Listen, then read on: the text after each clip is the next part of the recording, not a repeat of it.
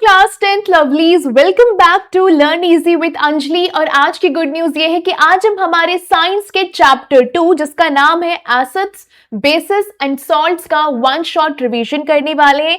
इसके बाद हम एक्सरसाइज वाले क्वेश्चंस को भी करके देखेंगे।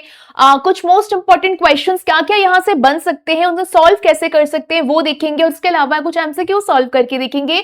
तो बिल्कुल लाइक करना, शेयर करना, सब्सक्राइब करना। और हमें फेब के लिए तो बहुत अच्छे से प्रिपेयर होना है। हमारा बोर्ड एग्जाम ऑलमोस्ट सर पे आ चुके हैं, सो बी प्रिपेयर्ड। अच्छा, एक और चीज, अब तुम लोगों को ये तो समझ में आ गया ना कि इस चैप्टर के अंदर क्या है। अगर तुमको इस चैप्टर तुमने पहले भी पढ़ा होगा, हाफ ईयरलीज के लिए पढ़ा होगा, लेकिन इसका फाउंडेशन बस इतना सा है, सिंपल सा है कि आपको एसिड्स के बारे में, बेसिस के बारे में और सॉल्ट्स के बारे में पता होना चाहिए। उनके फाउंडेशंस क्लियर होने चाहिए। तो चलो शुरुआत करते हैं हमारे चैप्टर 2 ऑफ साइंस को। सबसे पहले हम इंट्रोडक्शन वाला पार्ट देखते हैं। देखो, आपने ना डेली लाइफ में कभी ना कभी ऐसा होता है कि हम कुछ भी चीज टेस्ट करते हैं तो कभी वो हमें थोड़ी खट्टी सी लगती है, कभी थोड़ी कड़वी सी लगती है। ठीक है, मिठास की बात तो कर ही नहीं जा रही है खैर यहाँ पे। तो हमें पता है कि कभी कभी कुछ चीजें थोड़ी सी खट्टी लगती हैं या फिर ज्यादा भी खट्टी लगती हैं, आंखें एकदम ऐसी हो जाती हैं, या फिर कड़वी लगती है तो वो तो मुंह पे दिखाई देता है कि कोई चीज कितनी कड़वी है। सो जो सार टेस्ट है, जो खट्टापन है, ये हमें क्यों आता है, कहां से आता है, किस कारणवश आता है? तो इसके पीछे एक ही कारण है, एसिड्स। यानी कि अगर मैं तुमसे कहूं कि मुझे लगता है अंगूर खट्टे हैं, तो हाँ भाई, अंगूरों में एसिड है, सॉरी नींबू में एसिड है। अगर मैं कहूं वो अंगूर वाली जो वो नहीं थी, अगर आपने सुना होगा अंगूर खट्टे हैं लोमड़ी बोलती है, तो वही मुझे याद आ गया। एनीवेज, सो हम क्या बोल रहे थे कि लेमन, एसिड्स होते हैं उसमें। अगर मैं बोलूं कि विनेगर खट्टा लगता है, तो हाँ भाई, विनेगर में भी एसिड होता है। अगर मैं बोलूं कि मिट्टी जो अपनी क्या बोलते हैं, इमली जो रहती है, टैमरिंड रहती है, उसमें खटास होती है, तो आप बोलोगे कि हाँ थोड़ी बहुत खटास तो होती है, खट्टापन तो रहता है। यानी कि इन सारी चीजों में एसिड्स हैं, चाहे लेमन हो, चाहे विनेगर हो, चाहे टैमरिंड हो, चाहे नींबू हो, चाहे विनेगर हो, चाहे खट्टी खट्टी इमली हो। लेकिन वहीं अगर मैं बात करूंगी बिटरनेस की, यानी कि जो कड़वापन आता है, तो कैसे याद रखोगे? बी फॉर बिटर हो गया एंड बी फॉर बेसिस हो गया। यानी कि कभी साबुन खा मत लेना, लेकिन अगर कभी नहाते हो भी थोड़ा बहुत झाग भी मुंह पे गया होगा ना, तो यू कैन रियलाइज कि साबुन कड़वा लगता है, सोप कड़वा लगता है, बेकिंग सोडा कड़वापन दिखाता है, टूथपेस्ट अगर आपने कभी चखा होगा ब्रश करते वक्त मुंह में जाते ही, लेकिन ढंग से खाने बैठ जाओगे तो कड़वा लगता है। तो हमेशा बस एक चीज याद रखना, एसिड का मतलब होता है खट्टापन यानी कि सार होता है, और बेस का मतलब होता है बिटर यानी कि कड़वापन होता है। ठीक है, चलिए अब कभी कभी क्या, मोस्टली आपने देखा होगा, कभी बहुत ज्यादा खा लो, बहुत ज्यादा खा लो, बड़े बुजुर्गों में ज्यादा होता है, एसिडिटी की प्रॉब्लम होती है। ठीक है, तो अगर कभी लाइफ में क्या ऐसा होता रहता है, बहुत छोटी सी प्रॉब्लम है एसिडिटी की प्रॉब्लम, तो हमें क्या लेना चाहिए? देखो, अब ये प्रॉब्लम होती क्यों है, पहले तो ये पता लगा लो। क्योंकि हम बहुत ज्यादा खा लेते हैं, कोई कंट्रोल तो है नहीं है। पिज्जा बस भर भर के खा लिया, भर भर के खा लिया, छोले भटूरे बने भर भर के खा लिया, भर भर के खा लिया, राजमा चावल बना है भर भर के खा लिया। अब इससे क्या होगा, इतना सारा एसिड आपके पेट में जाके बैठ जाएगा। स्टमक क्या होगा, आपका एसिड जो बनाएगा आपके खाने को पचाने के लिए, तो क्या करेगा, जैसे फॉर एग्जाम्पल हम कोई चीज पीसने जा रहे हैं, मिक्सी के जो डिब्बे आते हैं ना, उसमें कोई चीज पीसने जा रहे हैं। अब तुम भर भर के डाले जा रहे हो, तो उसको तो उसी रेस में पीसना पड़ेगा ना भैया, तुमको तो अपना काम पूरा का पूरा चाहिए। तो उसी प्रकार से तुम जो भर भर के खाना डाले जा रहे हो, तो पेट को क्या करना पड़ रहा है, बहुत सारा एसिड बनाना पड़ रहा है वो सारे खाने को गलाने के लिए या फिर पचाने के लिए। और इतना सारा एसिड जब मेरे पेट में भर जाएगा, पूरा आ जाएगा, तो क्या होगा, मुझे हो जाएगी एसिडिटी। ओके, प्रॉब्लम समझ में आया? तो सॉल्यूशन क्या रहेगा? सॉल्यूशन ये रहेगा कि हमको एसिड को न्यूट्रलाइज करना पड़ेगा, एसिड को खत्म करने के लिए कुछ लेना पड़ेगा। अब इससे क्या होगा, क्या आप लेमन जूस पियोगे? भैया लेमन जूस तो ऑलरेडी एसिड है, तुम एसिड में और एसिड डाल दोगे। विनेगर तो ऑलरेडी एसिड है, तुम एसिड में और एसिड डाल दोगे? नहीं। अगर मैं तुमको 3 ऑप्शन दे रही हूं, लेमन जूस का, विनेगर का और बेकिंग सोडा का, तुम क्या चूज करोगे? तुम बेकिंग सोडा चूज करोगे। पर क्यों चूज करोगे? क्योंकि बेकिंग सोडा सोल्यूशन क्या है, एक बेस है। लेकिन मैम हमने बेकिंग सोडा सोल्यूशन ही क्यों चूज किया? क्योंकि एसिड ऑलरेडी आपके पेट में था। यानी कि अब और एसिड तो आप उसमें डाल नहीं सकते, आपको बेस की जरूरत पड़ेगी। पर बेस की जरूरत क्यों पड़ेगी? क्योंकि बेस आपके एसिड को कैंसिल कर देता है। क्या मतलब समझ में आया? मतलब ये समझ में आया कि अगर मैंने यहां +2 लिखा और मैंने यहां पर -2 लिखा, एक पॉजिटिव है एक नेगेटिव है, यानी कि दोनों एक दूसरे से कैंसिल होकर मुझे 0 दे देंगे, एक न्यूट्रल वैल्यू दे देंगे जो ना पॉजिटिव है ना नेगेटिव है। तो सेम चीज यहां पर क्या होगा, बेस को आप लोग +2 मान लो, एसिड को आप लोग -2 मान लो, और जैसे ही मैं उसको मिलाऊंगी वो न्यूट्रलाइज हो जाएगा, दोनों चीजें शांत हो जाएंगी। ठीक है, तो हमेशा याद रखना अगर एसिडिटी हो रही है तो आपको क्या करना है, बेस लेना है। ओके, चलिए अब एक बहुत इंपॉर्टेंट आइडिया है, ये एग्जाम वर्ड है, यहां से सवाल बनेगा और आपको जवाब आना ही चाहिए। अगर वो आपसे शॉर्ट आंसर्स में पूछता है कि न्यूट्रलाइजेशन क्या होता है, तो आप सिंपल डेफिनेशन में बताओगे न्यूट्रलाइजेशन इज द प्रोसेस जहां पे एसिड और बेस एक दूसरे को कैंसिल करते हैं, acid and base cancel each other. तो सिंपल मतलब क्या हुआ, एसिड ने क्या किया, बेस के इफेक्ट को रोक दिया, बेस ने क्या किया, एसिड के इफेक्ट को रोक दिया, दोनों ही चीजें एक्सट्रीम में नहीं गई, इसीलिए बेकिंग सोडा क्या करता है, एसिडिटी में हेल्प करता है। राइट, चलिए अच्छा एक और चीज, जब भी आप लोग केमिस्ट्री लैब में जाओ तो भगवान के लिए केमिकल्स टेस्ट करने मत बैठ जाना, कभी भी आपको ऐसा नहीं करना है कि क्या कड़वा है क्या खट्टा है टेस्ट करने बैठ जाओ, वो चीज कभी मत करना, ये बहुत बहुत डेंजरस होता है। ठीक है, तो बिल्कुल भी होशियार नहीं बनना, सुपर हीरो बनने की कोशिश नहीं करना। फाइन, चलिए तो हम क्या इस्तेमाल करते हैं, हम इस्तेमाल करते हैं इंडिकेटर्स का। इंडिकेटर्स क्या होते हैं, इंडिकेटर्स एक ऐसी चीज होती है जो कलर चेंज करता है और हमको बताता है कि कोई चीज एसिड है या फिर कोई चीज बेस है। इतना समझ में आ गया? ठीक है, अगर मैं बात करती हूं लिटमस की, लिटमस बहुत कॉमन इंडिकेटर है, आपको बस एक चीज जो बहुत अच्छे से याद रखनी है, एसिड चेंज करता है ब्लू लिटमस कलर को रेड में, बेस चेंज करता है रेड लिटमस को ब्लू में। आपको ये चीजें अपने बोर्ड एग्जाम के लिए रट लेनी है। क्या कर लेनी है, रट लेनी है। फाइन, चलिए अब कुछ नेचुरल इंडिकेटर्स होते हैं।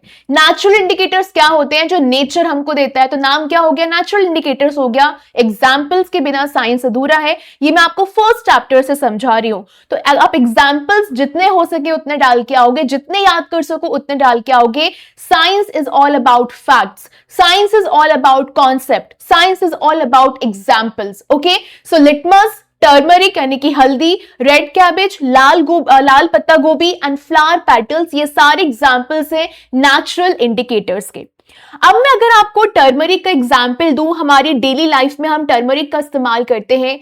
करी, आप कोई सी भी करी खाओ, ठीक है, उसमें क्या होता है, हल्दी होता है। टर्मरिक का अगर दाग मेरे कपड़ों में लग जाए तो that will be yellow of course. Okay, अब मैं उसमें क्या करूंगी, बेस लेकर आऊंगी या फिर सोप को रब करूंगी, तो मेरा जो कलर रहेगा वो रेडिश ब्राउन हो जाएगा। क्या हो जाएगा, रेडिश ब्राउन हो जाएगा। लेकिन उसको अगर मैं वापस से पानी से धोऊंगी तो कलर वापस से येलो हो जाएगा। ऐसा क्यों हुआ, क्योंकि मेरा जो सोप है वो क्या है, मेरा सोप बेस है। तो इस समय क्या समझ में आया, टर्मरिक एक नेचुरल इंडिकेटर है जो अपना कलर चेंज कर लेता है, ओके, विथ द बेस। तो टर्मरिक क्या हो गया, नेचुरल इंडिकेटर हो गया। Turmeric changes colour with base, so turmeric is a natural indicator. Okay, good है। चलो फिर आते हैं सिंथेटिक इंडिकेटर्स, ये लैब्स में बनाए जाते हैं, जैसे कि मिथाइल ऑरेंज हो गया, फिनोल्फ्थलीन हो गया, और ये हमें ये भी बताते हैं अगर कलर चेंज हो जाएगा तो हम पता कर पाएंगे किस कलर पे हमको एसिड मिलेगा और किस कलर पे वो चीज बेस दर्शाएगी। तो आप सिंथेटिक इंडिकेटर्स के एग्जाम्पल भी याद रखोगे, methyl orange and phenolphthalein. Methyl orange and phenolphthalein आपको जो स्पेलिंग है वो रटना पड़ेगी, ठीक है, रटना तो पड़ेगी। मिथाइल ऑरेंज तो वैसे ही रट लोगे, फिनोल्फ्थलीन एक बार देख लेना, ठीक है। चलिए अब आपको अगर नहीं पता है तो एक बार डू यू नो वाली चीज भी देख लेते हैं। लिटमस एक पर्पल डाई होता है। क्या होता है, पर्पल डाई होता है। ये कौन से पौधे से हमको मिलता है, लाइकेन। ओके, अब if solution is not acid या फिर वो बेस भी नहीं है तो लिटमस का कलर हमेशा पर्पल रहेगा, याद रखना। अगर आप उसको वाटर के घोल में डाल दोगे, सिंपल वाटर में डाल दोगे, तो उसका कलर कभी चेंज नहीं होगा, पर्पल का पर्पल ही रहेगा। ये चीज आप हमेशा याद रखोगे, ठीक है।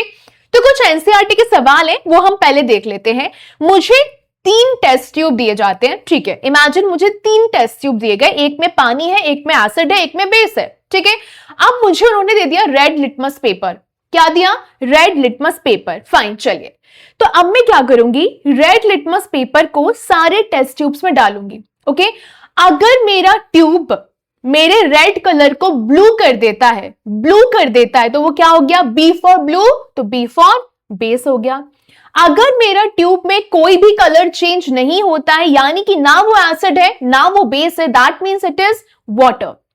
अगर मेरा ट्यूब क्या हो गया, मान लो रेड कलर का अगर पेपर है तो रेड कलर ही रह गया, यानी कि वो क्या हो गया? एसिड हो गया। Okay, so the tube where red turns blue it is base, the tube where no color change it is water, ठीक है। और बाकी का बचा हुआ क्या हो गया? एसिड हो गया। समझ में आ गया हमको, ठीक है। चलिए अब हम समझते हैं understanding the chemical properties of acids and basis. Introduction हमने समझ लिया, बेसिक फैक्ट्स हमने कर लिए। अब हमें केमिकल प्रॉपर्टीज समझनी है एसिड्स की और बेसिस की। अगर एसिड्स और बेसिस की बात करी जाए लेबोरेटरी में तो वहां पर क्या हो रहा है हमें पहले ये समझना है। ये आपके एनसीईआरटी का एग्जाम्पल है, you should know that. Lab में हम डिफरेंट एसिड्स लेते हैं, डिफरेंट बेसिस लेते हैं, फिर हम क्या करेंगे, उनको टेस्ट करते हैं इंडिकेटर्स को इस्तेमाल करके, राइट। चलिए यहां कुछ नाम दिख रहे हैं आपको, ओके, नाम दिख रहे हैं। अब लैब में इन एसिड्स को लेके जाएगा, ठीक है। Hydrochloric acid HCl, sulphuric acid H2SO4, nitric acid HNO3, acetic acid CH3COOH। ये फॉर्मूला आपको याद होनी चाहिए, ऑल आर एसिड्स, ओके। फिर हम कुछ बेसिस लेके जाएंगे लैब में, sodium hydroxide NaOH, calcium hydroxide CaOH twice, potassium hydroxide KOH, magnesium hydroxide MgOH twice, ammonium hydroxide NH4OH। ये सारे क्या हैं? बेसिस हैं। सो अब हम इनके साथ क्या करेंगे, हम एक ड्रॉप लेंगे सोल्यूशन का, उसको वॉच ग्लास में डालेंगे और फिर उसमें कुछ इंडिकेटर्स को ऐड करेंगे। ओके, नाउ इंडिकेटर हमने क्या क्या इस्तेमाल किए? रेड लिटमस का इस्तेमाल किया, ब्लू लिटमस का इस्तेमाल किया, फिनोल्फथलीन का इस्तेमाल किया, मिथाइल ऑरेंज का इस्तेमाल किया। कलर चेंज होना बहुत ज्यादा इंपॉर्टेंट है। अगर एसिड्स की बात करी जाए तो मेरा ब्लू लिटमस किस में चेंज होगा? रेड कलर में चेंज होगा। मेरा रेड लिटमस में अगर कोई भी चेंज नहीं हो रहा है, ठीक है, तो फिर वो एसिड है। फिनोल्फथलीन अगर कलरलेस होगा तो वो एसिड है, और मिथाइल ऑरेंज अगर रेड होगा तो वो एसिड है।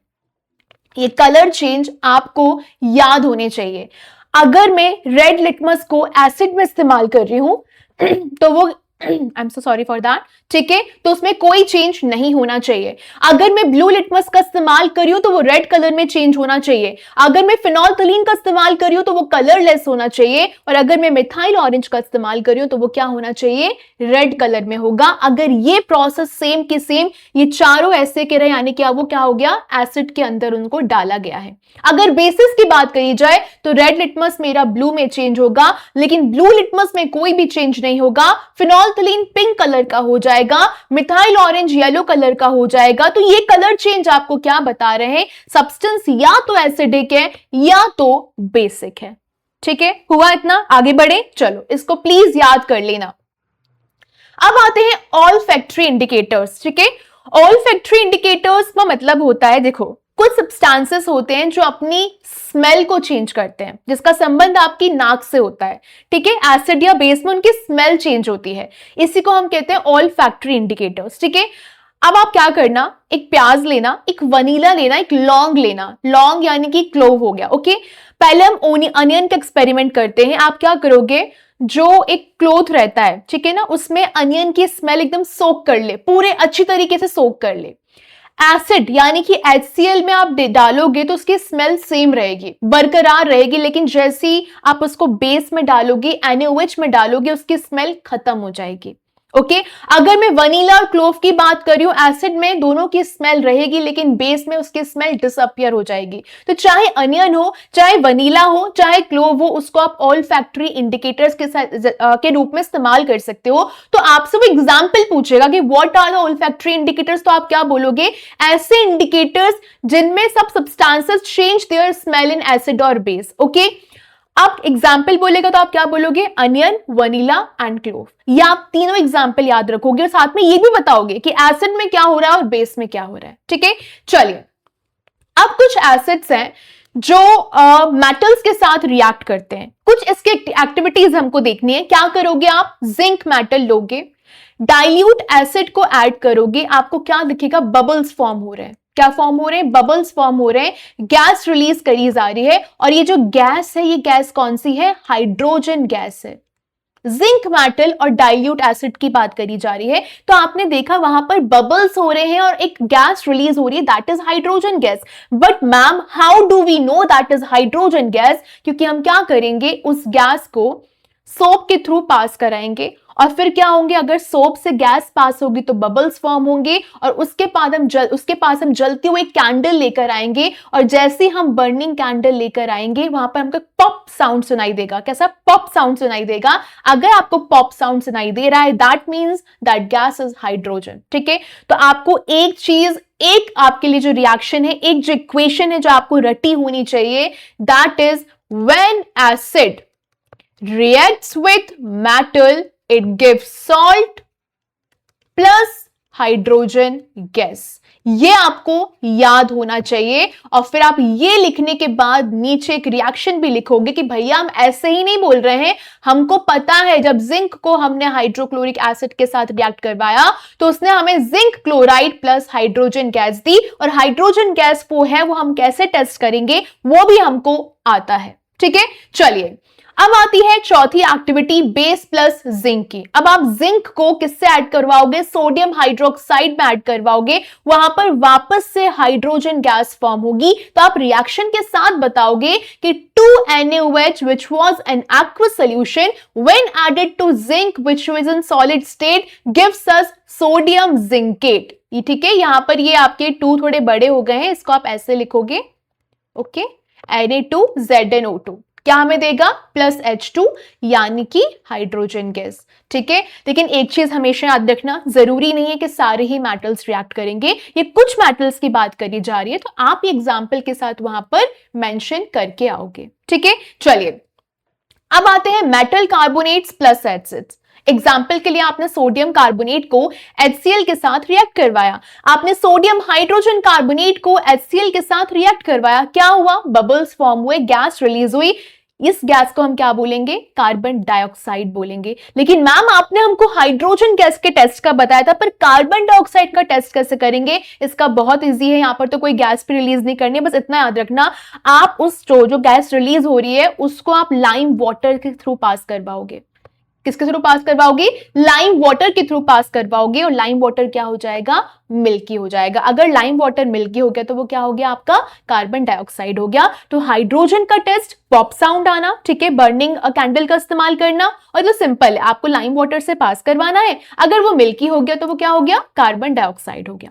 ठीक है, ये दोनों बहुत इंपॉर्टेंट है, इनको याद रखना, मैं बताती जा रही हूं तो याद रखते जाना। ठीक है, चलिए अब एक इंपॉर्टेंट रूल है जो आपको अपने दिमाग में डालना है, just a second, okay. Metal carbonate जब एसिड के साथ रिएक्ट करता है तो वो मुझे सॉल्ट देगा, मुझे कार्बन डाइऑक्साइड देगा और मुझे वाटर देगा। मोस्ट इंपॉर्टेंट रूल ये याद होना चाहिए, ओके। सो जो रिएक्शंस अकर हुई हैं आपके एनसीईआरटी बुक में जैसे कि जैसी मेंशन है आपको वैसे का वैसा ही लिखना है। जैसे कि टेस्ट ट्यूब में आपने क्या किया था, सोडियम कार्बोनेट का इस्तेमाल किया था, when added with HCl it gives us NaCl which is a salt, H2O and carbon dioxide. ठीक है, और टेस्ट ट्यूब बी में आपने क्या किया, हाइड्रोजन कार्बोनेट का इस्तेमाल किया था, जहां पर आपने रिएक्ट करवाया HCl से, जिसने फिर से मुझे NaCl दिया, फिर से H2O दिया और फिर से CO2 गैस दी। और जब मैं उस CO2 गैस को पास करवाऊंगी लाइम वाटर से तो मेरा जो CaOH ट्वाइस है प्लस COO2 है वो मुझे क्या दे देगा, व्हाइट प्रेसिपिटेट देगा, कैल्शियम कार्बोनेट बना के देगा, प्लस H2O देगा। इसी वजह से वो क्या हो गया था, मिल्की दिखाई दे रहा था। ओके, तो प्लीज ये सारी रिएक्शंस याद करना, ये बहुत बहुत बहुत बहुत बहुत ज्यादा इंपॉर्टेंट है। ठीक है, चलिए अब ये जो एक्सेस कार्बन डाइऑक्साइड है, okay, on passing excess carbon dioxide following reaction take place, जब मैं CaCO3 plus H2O plus CO2 को ऐड करवाऊंगी तो वो मुझे क्या देगा, CaSO3 aqua solution which is soluble in water. ठीक है, तो आपको एक चीज जो बहुत इंपॉर्टेंट याद रखनी है, लाइमस्टोन, चॉक एंड मार्बल, ये सब क्या है? ये कैल्शियम कार्बोनेट के डिफरेंट डिफरेंट टाइप्स है। सारे मेटल कार्बोनेट्स, सारे हाइड्रोजन कार्बोनेट्स रिएक्ट करते हैं एसिड्स के साथ to give a corresponding salt, carbon dioxide and water. इसीलिए आप इस रिएक्शन को क्या बोलोगे कि जब मैं किसी मेटल कार्बोनेट को, जब मैं किसी मेटल हाइड्रोजन कार्बोनेट को किसी एसिड से ऐड करती हूं तो वो मुझे सॉल्ट देता है, वो मुझे कार्बन डाइऑक्साइड देता है, प्लस वो मुझे वाटर देता है। आप इस चीज को याद रखोगे, ये रिएक्शन ऐसी की ऐसी ही आपको याद होनी चाहिए। फाइन, चलिए अब एसिड और बेस का रिएक्शन करवाना है। कुछ याद आ रहा है? मैंने इंट्रोडक्शन के टाइम पे आपको बताया था कि अगर मैं एसिड के साथ बेस को रिएक्ट करवाऊंगी तो वहां पर न्यूट्रलाइजेशन रिएक्शन होगी, राइट? तो आपको ये एक्टिविटी पूरी अच्छे से याद होनी चाहिए। जब मैं NaOH में फिनोल्फथलीन को ऐड करूंगी तो वो क्या देगा? मुझे पिंक कलर देगा। लेकिन जैसे उसमें मैं HCl ऐड कर दूंगी तो पिंक डिसअपियर हो जाएगा। वापस से NaOH ऐड करूंगी तो पिंक वापस आ जाएगा। पर ऐसा हो क्यों रहा है? कलर इतना फ्रीक्वेंटली चेंज कैसे हो रहे हैं? इंडिकेटर्स तो याद है सारे। फिनोल्फथलीन क्या था? इंडिकेटर था, ठीक है।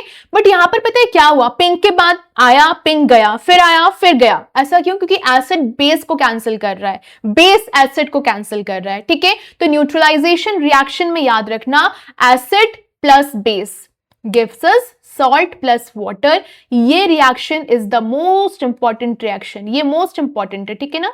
राइटिंग को तो पता नहीं क्या हो गया आज मेरी। मोस्ट इंपॉर्टेंट रिएक्शन है। सो NaOH plus HCl gives me NaCl plus H2O।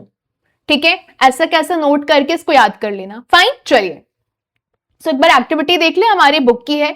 So in the above activity हमने ऑब्जर्व किया that effect of a base is nullified by an acid and vice versa.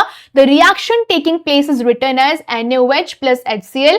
NaOH यहां पर base है, HCl यहां पर acid है, gives us NaCl plus H2O।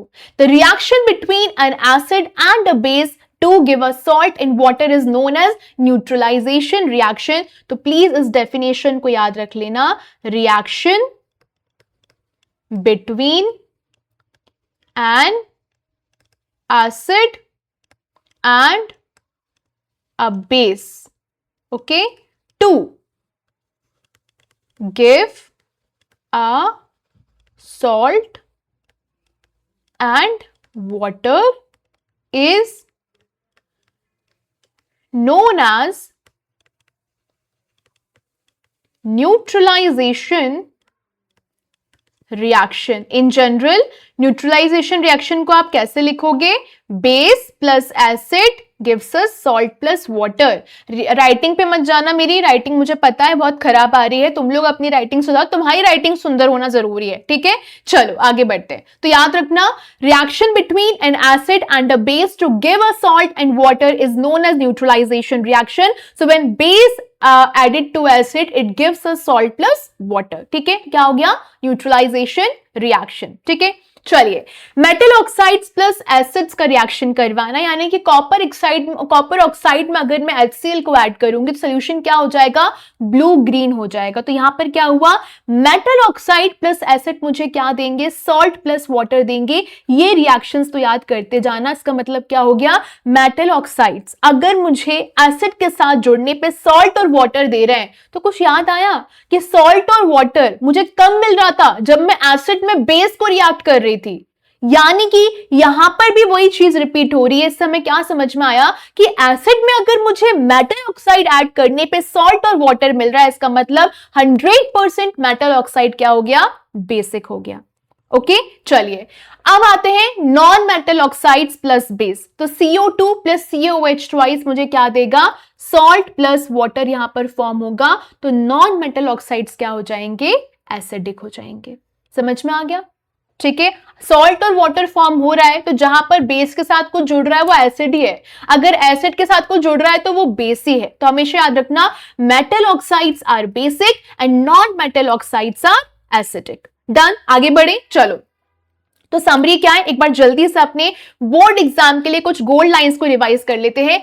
Acid plus metal gives us salt plus hydrogen, acid plus base gives us salt plus water, metal carbonate plus acid gives us salt plus CO2 plus water. Metal oxides basic होते हैं, non metal oxides acidic होते हैं। अगर मुझे पता करना है hydrogen gas pass हो रही है पर वो हाइड्रोजन गैस ही है, तो मैं क्या करूंगी, सोप के थ्रू उसको घुमाऊंगी गैस को और वहां पर बबल फॉर्म होंगे, फिर मैं बर्निंग कैंडल लेकर आऊंगी, पॉप साउंड आएगा, यानी कि वो हाइड्रोजन है। लेकिन अगर मुझे CO2 को टेस्ट करना है तो मैं क्या करूंगी, उसको लाइम वाटर के थ्रू पास करवाऊंगी। अगर वो मिल्की हो गया यानी कि वो कार्बन डाइऑक्साइड है। ये चीज याद रखना, ठीक है। चलिए तो अब कुछ एनसीईआरटी के सवालों के जवाब ढूंढते हैं। Why curd not kept in copper और ब्रास, क्यों हम कर्ड को कॉपर या ब्रास में नहीं रखते हैं, क्योंकि एसिड अभी हमने पढ़ा था रिएक्ट करता है मेटल के साथ और वो क्या करेगा, सॉल्ट फॉर्म करता है। लेकिन मैम सॉल्ट तो हम खाते हैं, ना ना ना, यहां पर जो सॉल्ट फॉर्म किया जा रहा है वो पॉइजनस है, वो जहरीला है।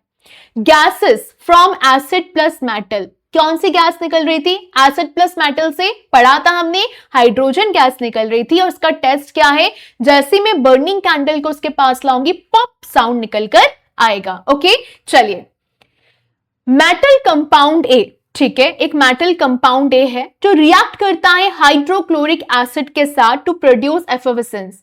The gas evolved extinguishes a burning candle. Write a balanced chemical equation for the reaction if one of the compounds formed is calcium chloride. ठीक है, जो गैस निकल रही है, एक्सटिंग्विश कर रही है बर्निंग कैंडल को, तो वो 110% कार्बन डाइऑक्साइड है। तो जो मेटल कंपाउंड ए है, अगर मैंने गैस को फाइंड कर लिया कि गैस अगर कार्बन डाइऑक्साइड, इसका मतलब मेटल कंपाउंड क्या होगा, वो कैल्शियम कार्बोनेट हो जाएगा, CaCO3 हो जाएगा। जब कैल्शियम कार्बोनेट को मैं रिएक्ट कर रही हूं डाइल्यूट हाइड्रोक्लोरिक एसिड के साथ, तो मुझे क्या मिलेगा, कैल्शियम क्लोराइड, कार्बन डाइऑक्साइड और वाटर, यानी कि इसकी जो बैलेंस्ड केमिकल इक्वेशन निकल कर आएगी वो क्या होगी, CaCO3। जब मैंने कैल्शियम कार्बोनेट को HCl के साथ रिएक्ट करवाया तो वो मुझे कैल्शियम क्लोराइड देगा, प्लस कार्बन डाइऑक्साइड देगा, प्लस वाटर देगा, और यहां पर आप इसको अपने हिसाब से बैलेंस भी कर सकते हो। ठीक है, हुआ इतना, आगे बढ़े, चलो। ओके, अब देखो, एसिड्स और बेसिस हम सबको पता है क्या होते हैं क्या नहीं होता, हमने सब सीख लिया, लेकिन उनके बीच में ऐसा कुछ तो कॉमन होता होगा ना। सो एसिड्स और बेसिस के बीच में क्या कॉमन होता है, तो पहले थोड़ा सोचने समझने की शक्ति लाना अपने अंदर, समझने की कोशिश करना। हमने बहुत सारे एसिड्स को पढ़ा है, हमने हाइड्रोक्लोरिक एसिड पढ़ा, हमने सल्फ्यूरिक एसिड पढ़ा, हमने निट्रिक एसिड पढ़ा, और जो ऑलमोस्ट सारे एसिड्स हैं उनका बिहेवियर सेम रहता है। बट मेरा सवाल यह है कि जो सारे एसिड्स हैं उनका बिहेवियर सिमिलर क्यों रहता है, या फिर क्या कॉमन है सारे एसिड्स में। ठीक है, तो अगर मैं एसिड्स की बात करूं, अगर मैं बेसिस की बात करूं, तो क्या उनमें भी कुछ कॉमन होता है, या फिर अगर मैं बात करूं सिर्फ एसिड्स की, तो वो एसिड्स सारे एक ग्रुप में एक जैसे क्यों होते हैं, आपने किस बेसिस पे इनको अलग किया। अगर एसिड्स और बेसिस में कुछ कॉमन नहीं है, इसका मतलब आपने उनको अलग कर दिया कि इनमें कुछ कॉमन नहीं है। But how do you know कि उनमें कुछ कॉमन नहीं है, और अगर आपने उसको कैटेगराइज भी किया है, अलग किया है कि ये चीज एसिड होती है, ये चीज बेस होती है, तो आपने किस बेसिस पे किया, यानी कि इस पूरे ग्रुप में और इस पूरे ग्रुप में कुछ तो सिमिलैरिटीज हैं, तो ये हमको देखना है। ठीक है, तो अगर आपको पहले की एक्टिविटी याद होगी तो हमने वहां पर क्या देखा था कि एसिड और मेटल जब रिएक्ट करते हैं तो वो हमको हाइड्रोजन गैस देता है। ठीक है, तो हाइड्रोजन, इसका मतलब 100% सारे एसिड्स में कॉमन तो है, क्योंकि मेटल के साथ रिएक्ट करने पे अगर वो मुझे हाइड्रोजन गैस दे रहा है, मतलब हाइड्रोजन गैस तो कॉमन है। लेकिन थोड़ा और अंदर घुसने की कोशिश करें तो एक बहुत नेचुरल डाउट निकल कर आता है कि मैम ग्लूकोज में हाइड्रोजन होता है, अल्कोहल में हाइड्रोजन होता है, लेकिन ग्लूकोज एसिडिक नहीं है, अल्कोहल एसिडिक नहीं है, तो इसका मतलब ये तो नहीं है कि अगर उसमें हाइड्रोजन है तो वो एसिड ही हो गया, कुछ तो है ना, कुछ तो अलग है ना, तो बिल्कुल अलग है। तो हम क्या करेंगे, कुछ सॉल्यूशंस लेंगे, ग्लूकोज सोल्यूशन लेंगे, अल्कोहल सोल्यूशन लेंगे, हाइड्रोक्लोरिक एसिड सोल्यूशन लेंगे, सल्फ्यूरिक एसिड सोल्यूशन लेंगे, और एक्सपेरिमेंट हमें ये करना है कि बल्ब को बैटरी के साथ जोड़ना है। ठीक है, और सोल्यूशन को आप कहां रखोगे, बीकर में रखोगे, और अगर हम चेक करने जाएं कि बल्ब जला है कि नहीं, ओके, फिर हम चेक करने गए, तो जब एसिड को इस्तेमाल किया गया तो आपका बल्ब जलेगा, और लेकिन जब आप देखोगे व्हेन ग्लूकोज और अल्कोहल इज यूज्ड, जब ग्लूकोज और अल्कोहल को यूज किया गया तो बल्ब आपका नहीं जला। लेकिन मैम यहां पर बल्ब जलने का मेरे एसिड से, मेरे बेस से, मेरे अल्कोहल सॉल्यूशन से, ग्लूकोज सॉल्यूशन से क्या लेना देना है? बल्ब के ग्लो करने का मतलब है इलेक्ट्रिक करंट पास हो रहा है उसमें से। और इलेक्ट्रिक करंट कब पास होता है? जब सॉल्यूशन में आयंस प्रेजेंट होते हैं। क्या प्रेजेंट होते हैं? आयंस प्रेजेंट होते हैं, यानी कि सारी चीजें एक दूसरे से कनेक्टेड है। ओके, क्या हुआ? आपने ये देखा कि जब एसिड का इस्तेमाल किया बल्ब जला। बल्ब जला इसका मतलब बिजली पास हुई है, और बिजली कहां से पास होगी? जिस सॉल्यूशन में आयंस रहेंगे। ओके, तो सबसे बड़ा कंक्लूजन ये निकल कर आता है, एसिड्स वाटर में आयंस को प्रोड्यूस करते हैं। ग्लूकोज और अल्कोहल ने आयंस प्रोड्यूस नहीं किए थे, इसीलिए बिजली नहीं चली और बल्ब नहीं जला, तो ग्लूकोज और अल्कोहल एसिडिक नहीं है। ठीक है, लेकिन एसिड्स कौन सा आयंस प्रोड्यूस कर रहा है? एसिड्स प्रोड्यूस करते हैं H+ ions, that is hydrogen ions. कहां पर? पानी में। यानी कि अगर मैं HCl की बात करूंगी तो HCl को अगर मैं टुकड़ों में तोड़ू तो यहां पर H+ आ रहा है प्लस Cl माइनस आ रहा है, ये क्या हो गया? हाइड्रोजन आयंस हो गए। अगर मैं HNO की बात करूं तो H+ प्लस NO3 माइनस से क्या हो गया? H+ आयंस हो गए। H2SO4 में H+ प्लस SO4 2 माइनस हो गए, क्या हो गया? H+ आयंस हो गए। तो आपको एक चीज बहुत अच्छे से याद रखनी है, हर एसिड जो रहता है एसिडिक नेचर इसीलिए दिखाता है क्योंकि वो प्रोड्यूस करते हैं H+ ions in the water. तो अगर जहां पर H+ आयंस रिलीज हो रहा है that is nothing but N acid. Okay, चलिए अब बेसिस की बात करते हैं। यही सेम एक्सपेरिमेंट हम बेसिस के साथ करेंगे। सोडियम हाइड्रोक्साइड का इस्तेमाल करेंगे, कैल्शियम हाइड्रोक्साइड का इस्तेमाल करेंगे। आपको क्या दिखाई देगा कि बल्ब वापस से जल गया। इसका मतलब बल्ब जो बेसिस रहते हैं वो भी वाटर में कुछ आयंस को प्रोड्यूस करते हैं, लेकिन अगर जो एसिड है वो H+ प्रोड्यूस कर रहा है तो क्या बेस भी H+ प्रोड्यूस कर रहा है? नहीं। अगर बेस H+ प्रोड्यूस कर रहा होता तो वो आज एसिड कहलाता। बेस प्रोड्यूस करता है OH-, जिसको हम कहते हैं हाइड्रोक्साइड आयंस। क्या कहते हैं? Hydroxide ions. एग्जाम्पल के लिए NaOH को अगर मैं टुकड़ों में तोड़ा तो वो Na+ प्लस OH- हो जाएगा। KOH क्या हो जाएगा? K+ प्लस OH- हो जाएगा। ओके, तो हमारे लिए जो लास्ट में कंक्लूजन निकलता है वो एकदम रट लेना। क्या कर लेना? रट लेना कि सारे एसिड्स क्या होते हैं? H+ आयंस देते हैं पानी में, और सारे बेसिस क्या देते हैं? OH- देते हैं पानी में। And this is what common in all acids and all basis. Right, चलिए अब एक सवाल निकल कर आता है कि जब एसिड को या बेस को पानी में डाला जाता है तो क्या होता है? यानी कि जो एसिड है क्या वो बिना पानी के एसिडिक नेचर दिखा पाएगा? तो हम इसे एक्टिविटी के माध्यम से देखते हैं। आप एक ड्राई HCl गैस को प्रिपेयर करोगे, उसको आप ड्राई ब्लू लिटमस पेपर के साथ टेस्ट करोगे और वेट ब्लू लिटमस पेपर के साथ टेस्ट करोगे। एक गीला रहेगा, एक सूखा रहेगा। ठीक है, जो ड्राई ब्लू लिटमस रहेगा वहां पर कोई कलर चेंज नहीं होगा, लेकिन जो गीला ब्लू लिटमस रहेगा वो टर्न आपका हो जाएगा रेड में। पर ये हमको बताने की क्या कोशिश करी जा रही है? दोनों ही अगर HCl है, दोनों ही अगर एसिड है, तो ऐसा क्या हुआ कि सूखे वाले में आपका कलर चेंज नहीं हुआ पर गीले वाले में कलर चेंज हो गया? इसका बस एक फैक्ट है, आपका HCl एसिडिक नेचर दिखाएगा लेकिन तभी जब पानी प्रेजेंट होगा। यानी कि आपके सुपर हीरो में शक्तियां तो हैं लेकिन बिना पानी के वो कुछ भी नहीं है। सो HCl shows acidic nature only in the presence of water. अगर पानी नहीं होगा तो कोई H+ आयंस फॉर्म नहीं होंगे, अगर H+ आयंस नहीं रहेंगे तो कोई एसिडिक बिहेवियर नहीं रहेगा। तो आपको हमेशा याद रखना, एक और चीज जो आपके लिए बहुत इंपॉर्टेंट है, आपका जो H+ आयंस है वो कभी भी अकेले नहीं जी सकता, उसको हमेशा उसके दोस्तों की जरूरत पड़ती है। तो वो क्या करते हैं? वाटर के साथ मिल जाते हैं और वाटर उनको शक्ति देता है। वो क्या बना देता है? H3O+, that is hydronium ion. Okay, क्या लिखा मैंने? Hydronium ion. तो हमेशा हम क्या लिखते हैं? H+ in aqueous solution. या तो आप पानी में डालोगे या फिर आप सीधे सीधे H3O+ लिख दोगे। ठीक है, लेकिन जब मैं बेस को पानी में डाल रही हूं, बेस को पानी में डिसॉल्व कर रही हूं, तो क्या हो रहा है? बेस पानी में डिसॉल्व हो रहा है, वो OH- आयंस को प्रोड्यूस कर रहा है, और जो बेसिस पानी में डिसॉल्व हो जाते हैं जो उनको हम कहते हैं अल्कलाई। क्या कहते हैं? अल्कलाइज, दैट इज ALKALIS। यहां पर बहुत सारे फैक्ट्स निकलेंगे और ये सारे फैक्ट्स आपको याद होने चाहिए। ठीक है, चलिए अब न्यूट्रलाइजेशन क्या होता है एक बार रिवाइज करें। एसिड ने हमको H प्लस आयंस दिए, बेस ने हमको H माइनस आयंस दिए, उन्होंने रिएक्ट किया और क्या बनाया H plus plus OH minus which gives us H2O, और इसी को हमने क्या कह दिया H2O, यानी कि न्यूट्रलाइजेशन। ठीक है, प्लस से माइनस कट गया और हमको उसने पानी दे दिया, that comes with neutralization reaction. Okay, चलिए अब आपका जो यहां पर आपको दिख रहा है ये आपके एनसीईआरटी से उठाया है, ये मैं आपके लिए एक बार रीड कर देती हूं। ओके, चलिए This experiment suggests that hydrogen ions in HCl are produced in the presence of water. The separation of H plus ion from HCl molecules cannot occur in the absence of water.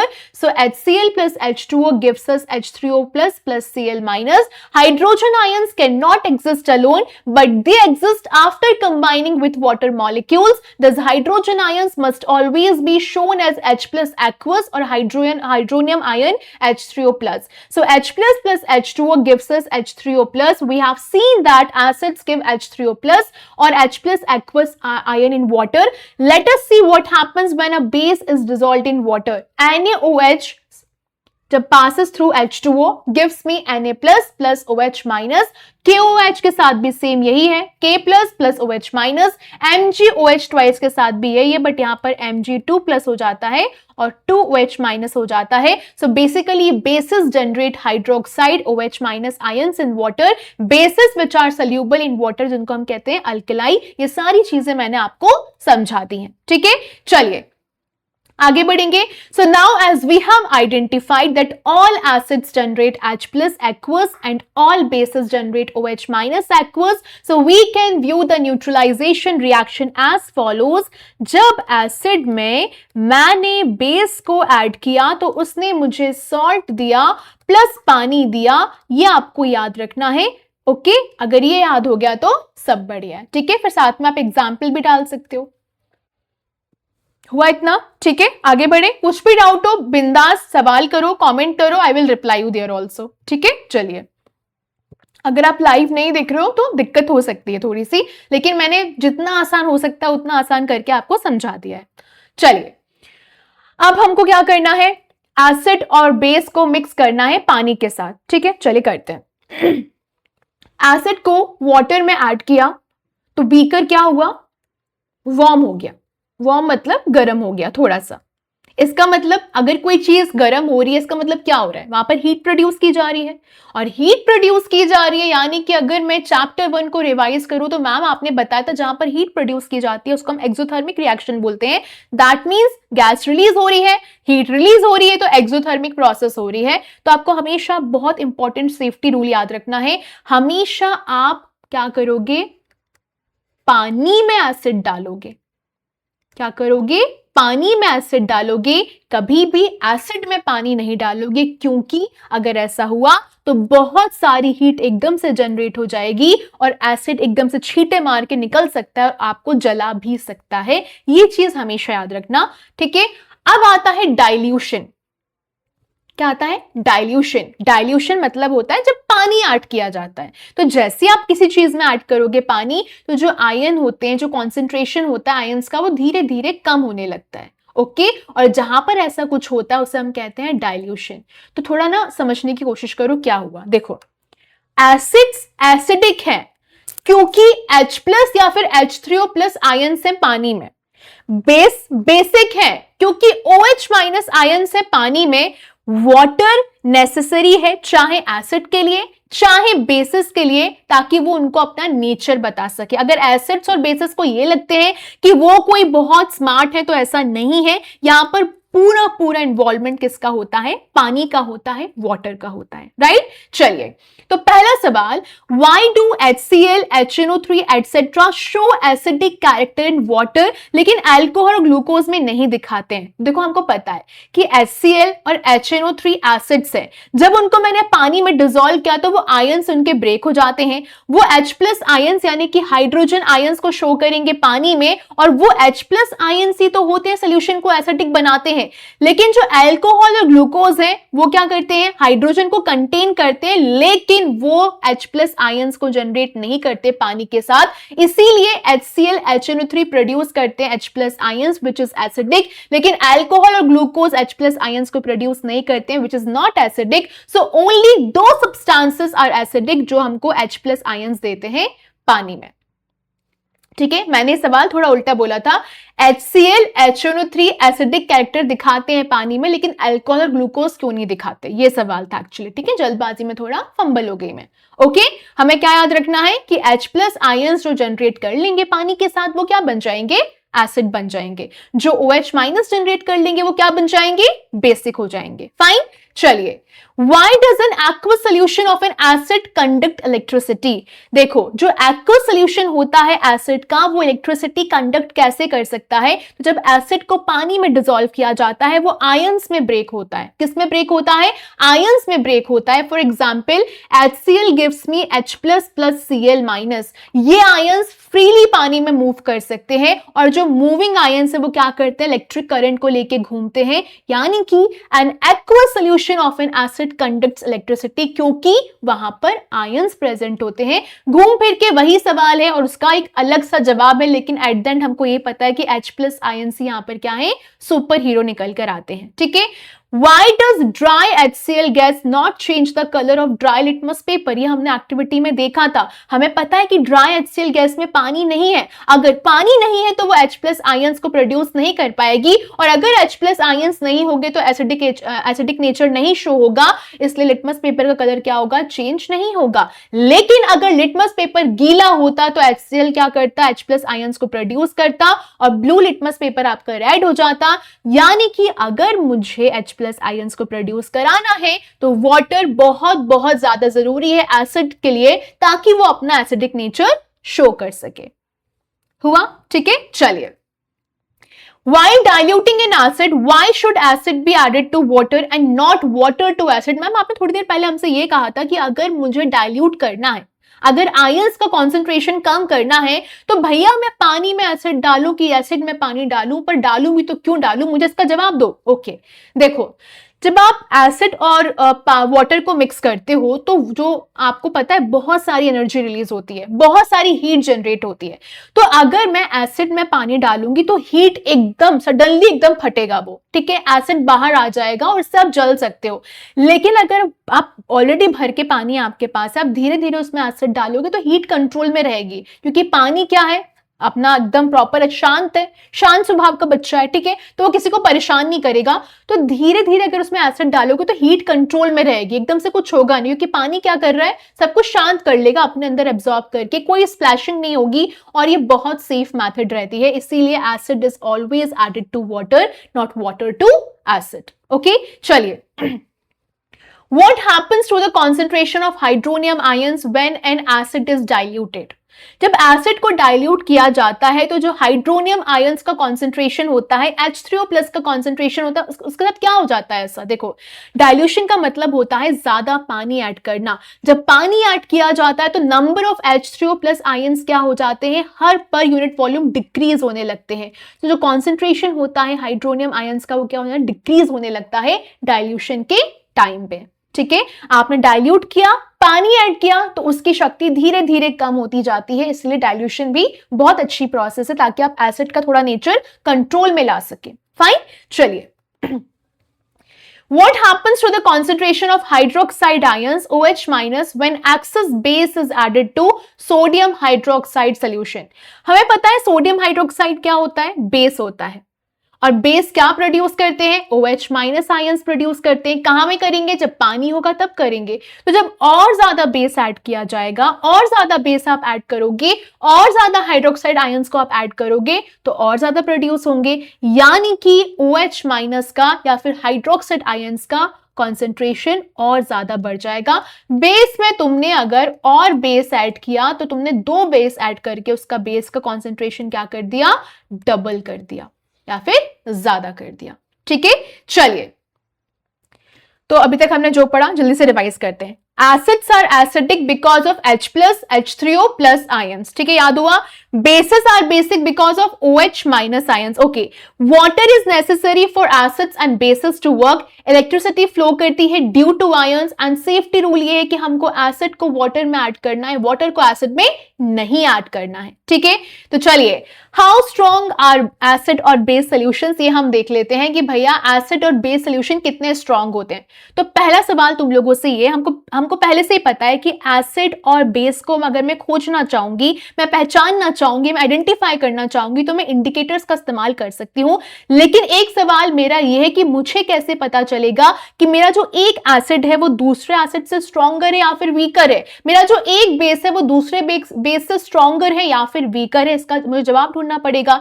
Example के लिए मुझे पता है कि lemon juice, नींबू का juice रहता है वो एसिडिक होता है, मुझे ये भी पता है कि विनेगर भी एसिडिक होता है, लेकिन क्या वो इक्वली स्ट्रॉन्ग होते हैं? ऐसा नहीं होता है। और इसी को मेजर करने के लिए, उनकी ताकत को मेजर करने के लिए एक तरीका निकल कर आता है, that is universal indicator. Ma'am, universal indicator क्या होता है? ये मिक्सचर होता है बहुत सारे इंडिकेटर्स का, डिफरेंट कलर्स को आपको शो करता है, और हर कलर का मतलब होता है डिफरेंट स्ट्रेंथ। समझने की कोशिश करना। एक बहुत इंपॉर्टेंट स्केल होती है पीएच स्केल, ये बहुत ज्यादा जरूरी होता है, ठीक है। तो यहां पर पी का मतलब क्या होता है? पी एक जर्मन वर्ड होता है पोटेंस, इसका मतलब होता है पावर। ओके, तो पीएच हमको क्या बताता है कि कोई भी एसिड या फिर कोई भी बेस कितना ज्यादा पावरफुल है। ओके, अब कुछ रेंज होती है पीएच स्केल की। पीएच अगर आपका 0 है, क्या है? अगर 0 है यानी कि बहुत ज्यादा स्ट्रॉन्ग एसिड है, बहुत ज्यादा स्ट्रॉन्ग एसिड है। अगर पीएच आपका 7 है यानी कि न्यूट्रल है, न्यूट्रल है, ना एसिड हुआ ना बेस हुआ। लेकिन अगर पीएच 14 है यानी कि बहुत ज्यादा स्ट्रॉन्ग बेस है।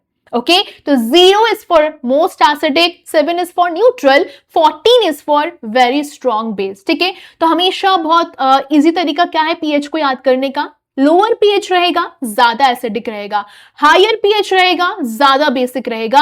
जितने ज्यादा H प्लस आयंस रहेंगे उतना ज्यादा लोअर पीएच रहेगा, जितने ज्यादा OH माइनस रहेगा उतना हायर पीएच रहेगा। आपको ये चीज याद रखना है। ये कुछ इस प्रकार से काम करती है।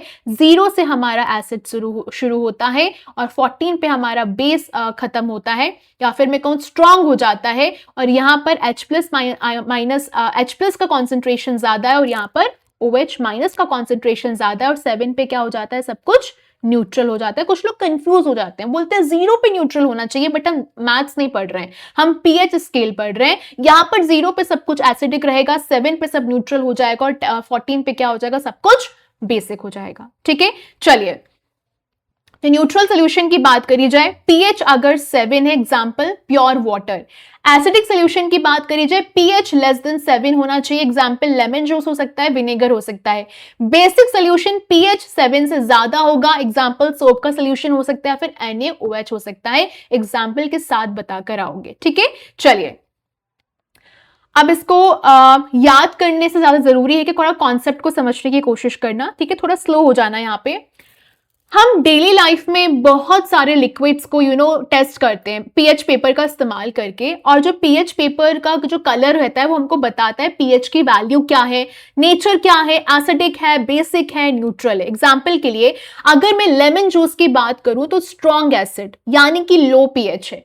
टैप वाटर की बात करूं तो ये न्यूट्रल है, यानी इसका पीएच अप्रोक्सीमेटली 7 के आसपास है। अगर मैं NaOH की बात करूं तो स्ट्रॉन्ग बेस है, यानी कि यहाँ पर हाई पीएच निकल कर आएगा। तो कुछ ऐसा कह सकते हैं कि लेमन जूस आपको कुछ इधर दिखाई देगा, ठीक है। टैप वाटर आपको 7 के आसपास दिखाई देगा, और NaOH आपको यहां पर दिखाई देगा एकदम स्ट्रॉन्ग बेस वाले रूप में। ओके, अगर एसिड्स और बेसिस की स्ट्रेंथ की बात करी जाए, ताकत की बात करी जाए, तो सारे एसिड्स इक्वली स्ट्रॉन्ग नहीं होते हैं। हाइड्रोक्लोरिक एसिड हो गया, एसिटिक एसिड हो गया, यानी कि विनेगर हो गया, जिसको हम कुछ ऐसा भी लिखते हैं CH3COOH, दोनों एसिड्स हैं, लेकिन HCl में ज्यादा H प्लस आयंस होते हैं।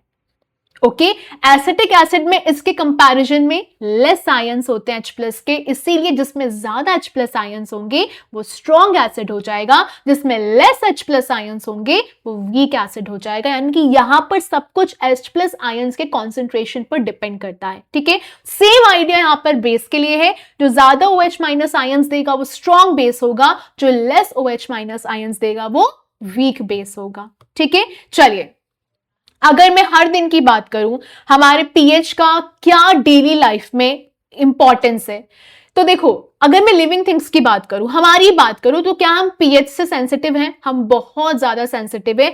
हमारा एक्चुअली जो बॉडी है, पूरी बॉडी है, वो पूरा स्मॉल पीएच रेंज के अंदर काम करती है, दैट इज 7 से 7 पॉइंट के अंदर। ओके, तो अगर पीएच हमारी बॉडी का बहुत ज्यादा चेंज होगा तो बॉडी का सिस्टम फेल हो सकता है या फिर हमारी जिंदगी बहुत मुसीबत में पड़ सकती है। ओके, जैसे कि एसिड रेन की बात करी जाए, नॉर्मल रेन का पीएच होता है 5.6। अगर पीएच लो हुआ यानी कि वो रेन क्या हो जाएगा? एसिड रेन हो जाएगा। एसिड रेन अगर रिवर्स में एंटर करेगी तो रिवर का पीएच डिक्रीज हो जाएगा, और फिश और प्लांट्स अगर आपका पीएच नीचे हो गया तो सरवाइव नहीं कर पाएंगे। सॉइल पीएच और प्लांट्स की बात करी जाए, प्लांट्स को स्पेसिफिक पीएच रेंज चाहिए होता है ग्रो करने के लिए। अगर सॉइल ज्यादा एसिडिक होगी तो प्लांट्स ही सफर करेंगे, ज्यादा बेसिक होगी तो भी प्लांट सफर करेंगे। दैट इज वाई हमेशा जो अपने किसान होते हैं वो सॉइल का पीएच हमेशा टेस्ट करके रखते हैं कि सॉइल में कुछ दिक्कत तो नहीं है, पीएच एसिडिक तो नहीं है, पीएच बेसिक तो नहीं है, राइट। अगर मैं अपने पेट की बात करूं, तुम लोग अपने पेट की बात करो, तो हमारे पेट का जो पीएच रहता है, हमारा स्टमक आपको पता है हाइड्रोक्लोरिक एसिड प्रोड्यूस करता है। क्यों करता है? क्योंकि उसको खाना पचाना होता है। हमारे पेट में कुछ जर्म्स होते हैं, उनको मारना होता है, लेकिन कभी कभी बहुत ज्यादा एसिड प्रोड्यूस होता है, जिसको मैंने क्या बोला था? एसिडिटी। इसलिए कहते हैं कि सोच समझ के खाना चाहिए, धड़ धड़ कुछ भी अपने पेट में नहीं डालना चाहिए, जिससे क्या होगा? खूब सारा दर्द होता है, खूब सारा पेन होता है। एंटासिड्स, ये रियल लाइफ कनेक्शन है आपकी लाइफ का। अगर आपको पेन को रिड्यूस करना है तो हम एंटासिड्स लेते हैं, और ये क्या होते हैं? बेसिस होते हैं। जैसे कि milk of magnesia, magnesium hydroxide क्या करता है? आपके एक्स्ट्रा एसिड को न्यूट्रलाइज कर देता है। ठीक है, चलिए ये जितने भी एग्जांपल्स हैं मैं अभी भी बोल रही हूं, याद करते जाना। ठीक है, बस ऐसे वीडियो देख के खत्म मत करना, या फिर नोट डाउन करते जाना, चीजों को भूल जाओगे अदरवाइज सब कुछ। एग्जांपल्स बहुत इंपॉर्टेंट होते हैं। टूथ डिके, ये बहुत रिलेटेबल है। हम लोग जब मिठाई विठाई बहुत भर भर के खा लेते हैं तो बैक्टीरिया क्या करते हैं? एसिड्स को प्रोड्यूस करते हैं। हमारा जो माउथ का पीएच है वो 5.5 के नीचे आ जाता है। रिजल्ट क्या होता है? जो टूथ का एनिमल है वो डिसॉल्व होना शुरू हो जाता है, हमारे दांत हैं वो सड़ने लग जाते हैं, राइट। इसीलिए आपने सोचा होगा टूथपेस्ट को हम बेसिक क्यों बोलते हैं? टूथपेस्ट इसीलिए बेसिक है क्योंकि वो एसिड को क्या करेगा? न्यूट्रलाइज कर देगा, आपके दांतों को बचाएगा, उनका संरक्षण करेगा। और सेल्फ डिफेंस इन नेचर, अगर आपने सुना होगा जिन लोगों को मधुमक्खियां डंक मार देती हैं, मधुमक्खियां स्टिंग करती है, बी स्टिंग होता है, वो एसिड को इंजेक्ट कर देता है अंदर, जिससे क्या होता है? पेन होता है। तो अगर पेन को हमें दूर करना है, पेन को हटाना है, तो हम क्या करेंगे? हमेशा बेस का इस्तेमाल करेंगे, क्योंकि एसिड क्या करेगा? बेस को काटेगा, बेस क्या करेगा? एसिड को काटेगा। ठीक है, अगर मैं इंपॉर्टेंस की बात करूं पीएच की हर दिन में, तो हमने बहुत सारे एग्जांपल्स तो वैसे ही देख लिए हैं। इसमें एक बहुत प्यारा एग्जांपल आता है नेटल प्लांट का। ठीक है, इसके ना जो पत्ते होते हैं ना वो ऐसे कांटे कांटे भरे होते हैं, ऐसे कुछ कांटे कांटे से होते हैं पत्तों के ऊपर। फाइन, अब ये क्या करते हैं? ये मिथेनॉइक एसिड इंजेक्ट करते हैं। ओके, तो नेचर का सोल्यूशन क्या है? वो डॉग प्लांट का इस्तेमाल करते हैं, विच इज बेसिक। तो नेचर भी क्या कर रहा है? वो खुद ही खुद अपने आप को बचा रहा है, न्यूट्रलाइजेशन का इस्तेमाल कर रहा है। ओके, तो एक बार मैं आपके लिए रीड कर देती हूं। Nettle is a herbaceous plant which grows in the wild. Its leaves have stinging hair which cause painful stings when touched accidentally. अगर आप बिल्कुल धोखे से भी छू दिया ना तो आपको बहुत ज्यादा दर्द होगा। This is due to the methanoic acid secreted by them. ऐसा क्यों हुआ? क्योंकि उन्होंने आपके हाथ में मिथेनॉइक एसिड को छिड़क दिया या फिर इंजेक्ट कर दिया। A traditional remedy is rubbing the area with the leaf of the dog plant. अगर उसने मुझे मान लो इस उंगली में छू लिया है या फिर मैंने छू लिया उसको, यहाँ पर स्टिंग कर दिया, तो मैं डॉग प्लांट का इस्तेमाल करूंगी। वो क्या होता है? वो बेस होता है। यानी कि मुझे नेचर में एसिड भी मिल रहा है और बेस भी मिल रहा है, दोनों ने क्या कर दिया? एक दूसरे को कैंसिल कर दिया। तो अगर मुझे यहाँ पे कांटा लगा भी था, मिथेनॉइक एसिड इंजेक्ट किया भी था, तो बेस ने उसको क्या कर दिया? सही कर दिया। ठीक है। अब कुछ नेचुरल एसिड्स है, आपको याद रखने हैं, मेमोराइज करने की जरूरत नहीं है, लेकिन हाँ देखो रटने से कुछ नहीं होगा, इसको बार बार रिवाइज करना, रटना और रिवाइज करने में डिफरेंस होता है। तो लेमन में क्या होता है, सिट्रिक एसिड होता है, कर्ड में क्या होता है, लैक्टिक एसिड होता है, विनेगर में क्या होता है, एसिटिक एसिड होता है, एंड स्टिंग में क्या होता है, मिथेनॉइक एसिड होता है। सवाल 110% बनेगा किसमें कौन सा एसिडिक एसिड पाया जाता है, ये बहुत बहुत जरूरी है, ये इनफैक्ट पीएससी वाले क्वेश्चंस में भी आता है। तो क्या क्या याद रखोगे, vinegar has acetic acid, orange has citric acid, tamarind has tartaric acid, tomato has oxalic acid, sour milk or curd has lactic acid, lemon has citric acid, ant sting has methanoic acid and nettle sting also has methanoic acid। ये facts आपको रटे हुए होने चाहिए, सवाल बनेगा, बिल्कुल बनेगा, ठीक है। चलिए मैम, बेसिक सॉल्यूशंस में भी H प्लस आयंस होते हैं, अगर हाँ तो वो बेसिक क्यों है? देखो बेसिक सॉल्यूशंस में H प्लस आयंस होते हैं, लेकिन बेसिक सॉल्यूशंस में OH माइनस का जो कॉन्सेंट्रेशन होता है वो ज्यादा होता है, H प्लस आयंस का कम होता है। क्योंकि OH minus H plus ion से ज्यादा है तो सोल्यूशन क्या होगा, बेसिक नेचर शो करेगा। समझ में आया? ठीक है, चलिए। When does a farmer treat soil with quicklime, slaked lime और chalk? जो फार्मर होता है वो जो मिट्टी रहती है उसे कब क्विक लाइम या फिर स्लेग लाइम या फिर चौक से ट्रीट करता है? क्विक लाइम, स्लेग लाइम और चौक बेस होता है, वो क्यों इस्तेमाल किए जाते हैं? ताकि हम मिट्टी की एसिडिटी को रिड्यूस कर सके।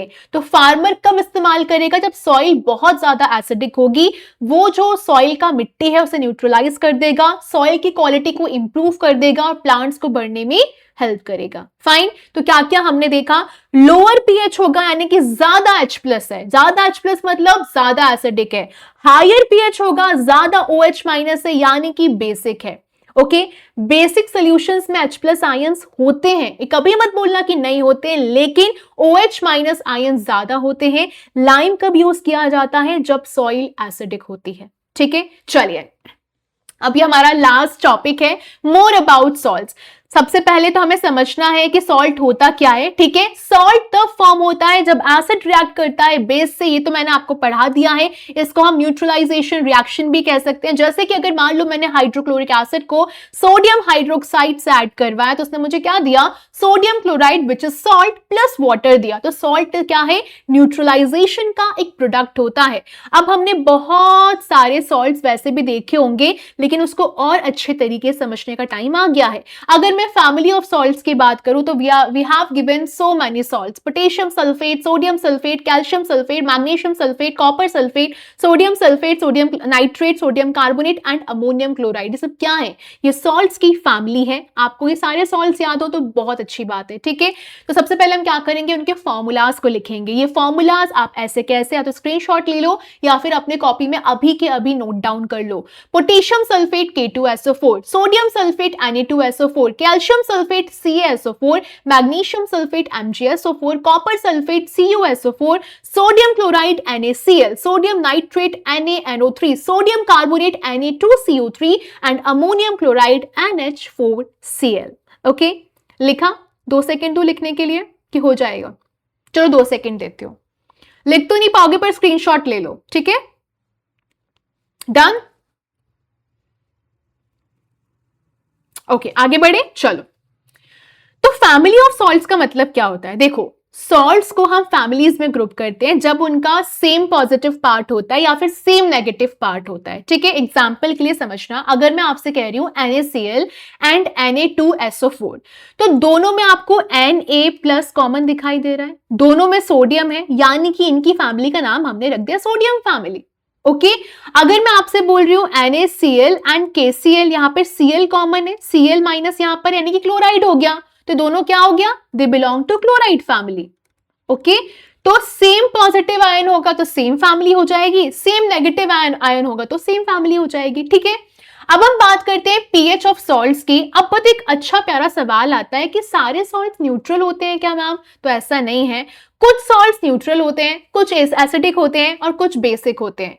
पर हम कैसे चेक करेंगे? कुछ नहीं करना है, डिसॉल्व करना सॉल्ट को पानी में, लिटमस के साथ टेस्ट करना या फिर पीएच पेपर के साथ टेस्ट करना। लेकिन एक जो बहुत जरूरी चीज है आपके लिए, जो सॉल्ट रहता है strong acid plus strong base का, वो न्यूट्रल रहता है, दैट इज पीएच हमेशा उसका 7 निकल कर आता है। जो सॉल्ट रहता है strong acid plus weak base का, वो एसिड निकल कर आएगा। और जो सॉल्ट रहता है strong base plus weak acid का, वो बेसिक निकल कर आएगा। क्या समझे यहां पर? कैसे याद करोगे? स्ट्रॉन्ग एसिड रहेगा, स्ट्रॉन्ग बेस रहेगा, दोनों एक दूसरे को काट देंगे, न्यूट्रल निकल आएगा। लेकिन स्ट्रॉन्ग एसिड रहेगा, वीक बेस रहेगा, यानी कि एसिड भारी पड़ जाएगा तो एसिडिक हो जाएगा। स्ट्रॉन्ग बेस रहेगा, वीक एसिड रहेगा, यानी कि बेस भारी पड़ जाएगा तो सॉल्ट क्या हो जाएगा? बेसिक हो जाएगा। ठीक है, डन। चलो आगे बढ़ते हैं। Example, NaCl।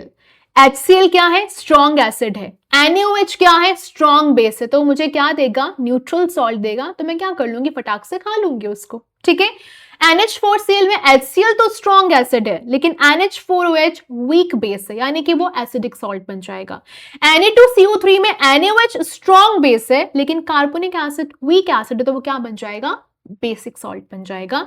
ये एग्जाम्पल्स हमें क्या करने हैं? अच्छे से रिवाइज करने हैं। ठीक है, चलिए अब केमिकल्स फ्रॉम कॉमन सॉल्ट। देखो, most important real life part निकल कर आता है। जो common salt sodium chloride NaCl जो हम रेगुलर खाते हैं, इसको हम डेली अपने खाने में इस्तेमाल करते हैं।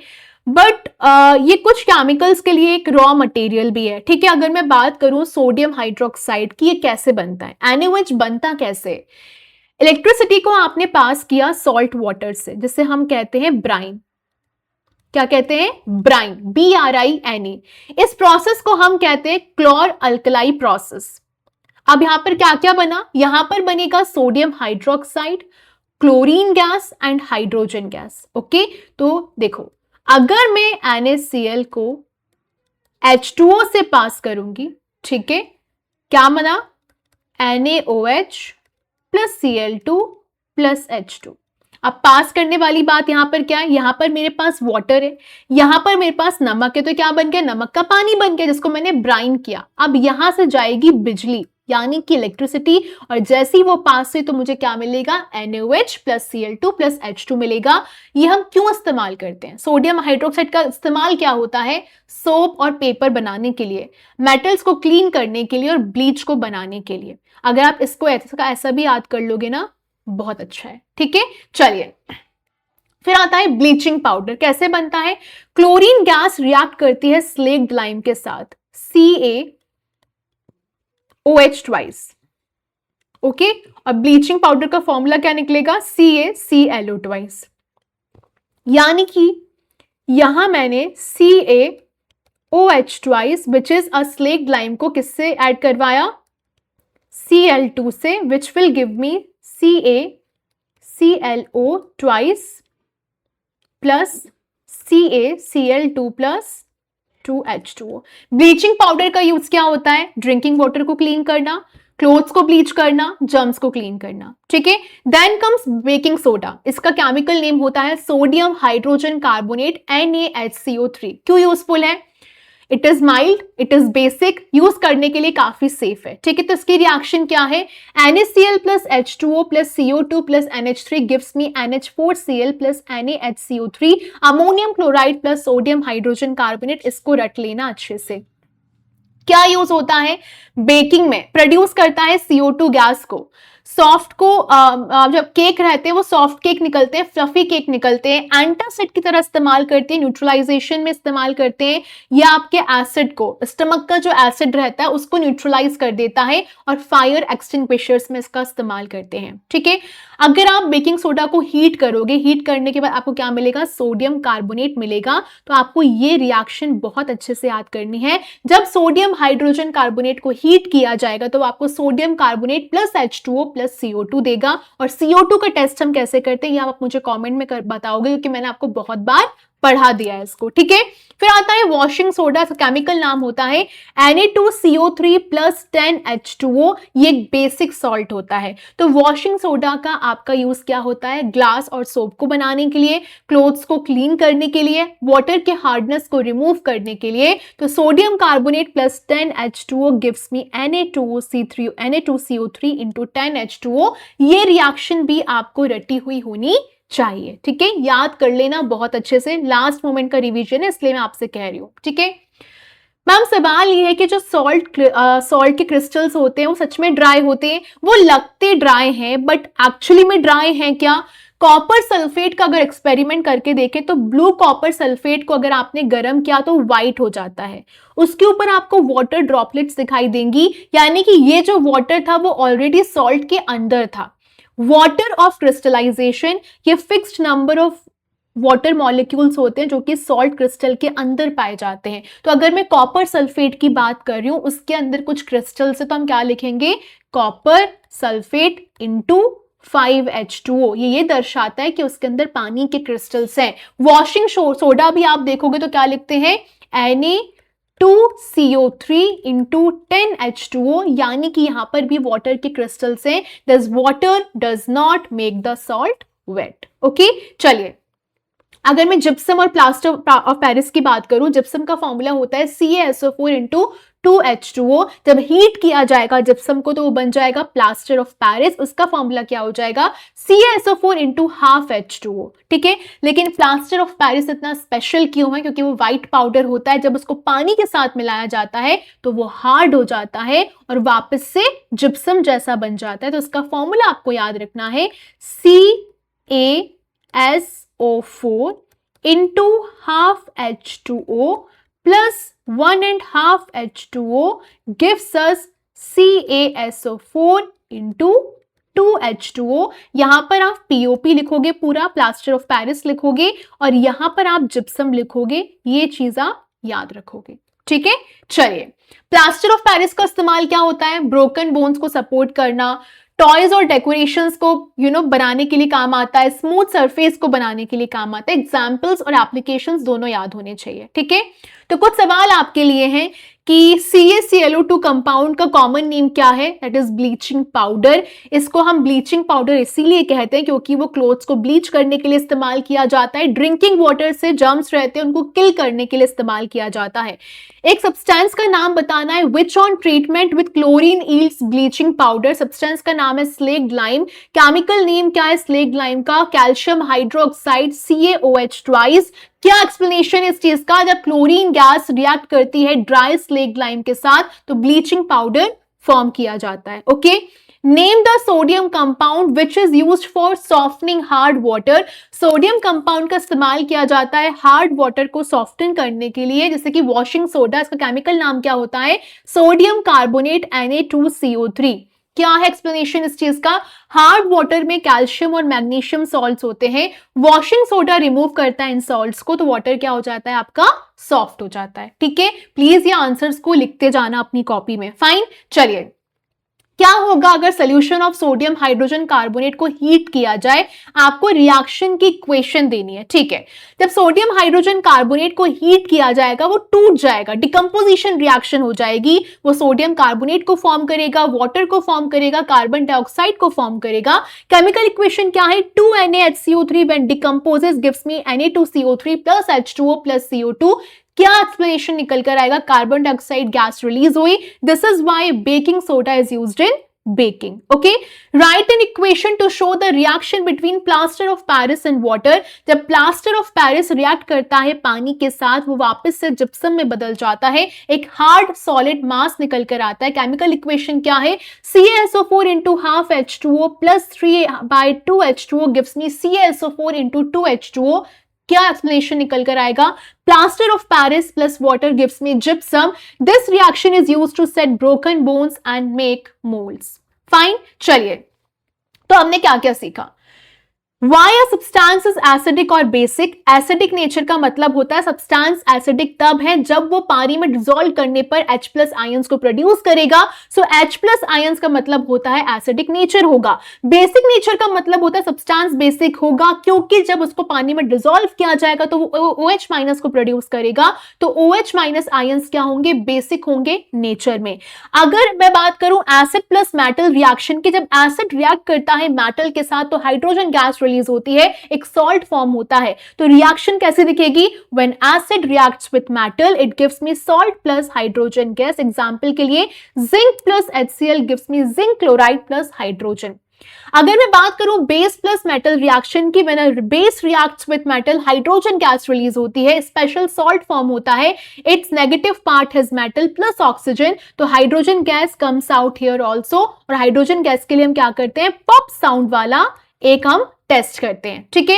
Acid plus metal carbonate plus hydrogen carbonate, तो जब एसिड को आप रिएक्ट करोगे मेटल कार्बोनेट के साथ या फिर मेटल हाइड्रोजन कार्बोनेट के साथ तो तीन चीजें फॉर्म होती हैं, salt plus carbon dioxide gas plus water. Sodium carbonate plus HCl gives me salt plus CO2 plus water. And carbon dioxide का टेस्ट क्या होता है? जब मैं उसको लाइम वाटर से पास करूंगी तो वो क्या हो जाएगा? मिल्की हो जाएगा। Why acidic and basic solutions conduct electricity? Acidic solutions produce करते हैं H plus ions को, basic solution produce करते हैं OH minus ions को। ये ions पानी में move करते हैं, moving ions में electric current होता है जिससे बिजली जाती है। तो acidic and basic solutions क्या कर सकते हैं? बिजली को conduct कर सकते हैं, electricity को conduct कर सकते हैं, ठीक है। चलिए, स्ट्रेंथ ऑफ एसिड और बेस पीएच स्केल से मापी जाती है। पीएच स्केल हमें क्या बताती है? कितना स्ट्रॉन्ग कोई एसिड हो सकता है, कितना स्ट्रॉन्ग कोई बेस हो सकता है। तो पीएच स्केल का रेंज क्या होता है? 0 to 14 होता है। यानी कि अगर मैं पीएच वैल्यूज की बात करूं तो पीएच अगर मेरा 7 निकल कर आएगा तो वो न्यूट्रल रहेगा, पीएच लेस देन 7 निकल कर आएगा तो एसिडिक रहेगा, पीएच ग्रेटर देन 7 निकल कर आएगा तो बेसिक रहेगा। तो जितने ज्यादा H प्लस आयंस होंगे उतना लोअर पीएच रहेगा, जितने ज्यादा OH माइनस आयंस रहेंगे उतना हायर पीएच रहेगा। इस चीज को हमेशा याद रखोगे, ओके। पीएच और लिविंग बीइंग्स की बात करी जाए, लिविंग बीइंग्स तभी सरवाइव करेंगे जब स्मॉल पीएच रेंज रहेगा। अगर पीएच बहुत ज्यादा चेंज होगा हमारी बॉडी का, हमारी बॉडी काम करना बंद कर देगी प्रॉपर्ली। इसीलिए करेक्ट पीएच हमारी लाइफ के लिए बहुत इंपॉर्टेंट रहता है। मिक्स करना एसिड या बेस को पानी के साथ, जब कॉन्सेंट्रेटेड एसिड या बेस को मिक्स किया जाता है पानी में बहुत सारी हीट प्रोड्यूस होती है, इसको हम एक्सोथर्मिक प्रोसेस कहते हैं। इसके लिए सेफ्टी रूल क्या है? Always add acid to water, never add water to acid. ये क्या प्रिवेंट करता है? स्प्लैशिंग को प्रिवेंट करता है, बर्न्स को प्रिवेंट करता है, एक्सीडेंट्स को प्रिवेंट करता है। न्यूट्रलाइजेशन रिएक्शन की बात करी जाए, जब एसिड और बेस एक साथ रिएक्ट करते हैं वो एक दूसरे को कैंसिल कर देते हैं, कैंसिल करने के बाद वो रिएक्शन फॉर्म करती है सॉल्ट या वाटर को, जिसको हम कहते हैं न्यूट्रलाइजेशन रिएक्शन। एग्जांपल में अगर मैंने HCl को NaOH के साथ रिएक्ट करवाया तो मुझे क्या देगा? NaCl which is salt plus water it is H2O, ठीक है। तो आपको ये सारी रिएक्शन, सारी इक्वेशंस याद होनी चाहिए। अगर मैं वाटर ऑफ क्रिस्टलाइजेशन की बात करती हूँ, कुछ सॉल्ट्स मुझे ड्राई दिखते हैं लेकिन वो अपने अंदर पानी को कंटेन करके रखते हैं। ये फिक्स्ड अमाउंट ऑफ वाटर को हम कहते हैं water of crystallization. Example copper sulphate 5H2O, Na2CO3 10H2O। This water does not make the salt wet क्योंकि वो क्रिस्टल्स होते हैं, ठीक है। सॉल्ट्स के यूज की बात करी जाए, सॉल्ट्स बहुत यूजफुल होते हैं, उसको हम खाने में इस्तेमाल करते हैं, मेडिसिन में इस्तेमाल करते हैं, क्लीनिंग में इस्तेमाल करते हैं, इंडस्ट्रीज में इस्तेमाल करते हैं और डेली लाइफ में इस्तेमाल करते हैं। And that's all for today. अब हम कल मिलेंगे एक्सरसाइज को सॉल्व करने के लिए। और क्या करना है? लाइक करना है, शेयर करना है, सब्सक्राइब करना है और इस चैप्टर को बहुत अच्छे से पढ़ना है। मैंने जितना ज्यादा हो सके उतने अच्छे स्पीड में आपको पढ़ाने की कोशिश करी है, रिवाइज कराने की कोशिश करी है। वन शॉट में आपको ये चैप्टर आज पूरा मैंने करवा दिया है, एक एक बारीक बारीक चीज आपको एनसीईआरटी की पढ़ा दी है। स्टिल आपको कोई भी चीज में डाउट होता है बिल्कुल कमेंट करो, I will reply you there. Till then take care, bye bye, thank you so much. अपना ध्यान रखो और बिल्कुल भी टेंशन नहीं लो। Exercise, most important questions, MCQs and last minute revision हम जल्दी करेंगे। Take care, bye bye.